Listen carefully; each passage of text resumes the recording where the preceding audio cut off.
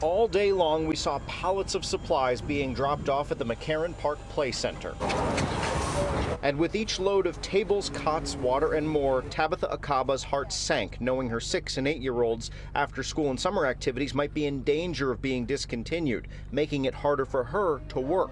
My children get out of school at 2:30, and then they'll hold them until 6 p.m. and it's just another extra level of support. The pool part of the facility will remain open, but little else is known for sure moving forward as this crisis deepens. They haven't said whether they'll be able to keep doing it or not, but I've gotten an email that it's a potential that we're going to be using it for the migrants. A similar scene is playing out in Sunset Park, where migrants were moved in Thursday evening. City officials say they've been warning for some time New Yorkers would notice the strain of caring for more than 95,000 arriving migrants, more than 56,000 of which are still being directly cared for by the city. Never in our wildest dreams would we think that we would be here a year later with 100,000 people and no end in sight. Deputy Mayor Ann Williams-Isom has been coordinating the emergency shelter effort for the Adams administration, which is also considering whether or not to revisit using giant tents on Randall's Island.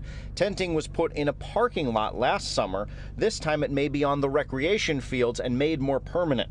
Williams-Isom at this point says she's not sure what the federal government is waiting for, demanding expedited working papers, more money, and even federal facilities. Every New Yorker can see this is an emergency. When you see people sleeping on the sidewalk. It should be noted that back in Williamsburg, not everyone is opposed to using the rec center. I think they should definitely house people who need housing. I think should be the first priority. Everybody deserves a place to stay. Everybody deserves a place to live.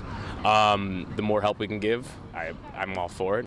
The city says its main goal is to make sure arriving families have a stable place to stay right now. That's why you're seeing the shuffling around of single adults for the most part. There's also that 60-day eviction notice that is going out to many single adult migrants, asking them to find someplace else to stay. In Williamsburg, Henry Rossoff, Pix 11 News.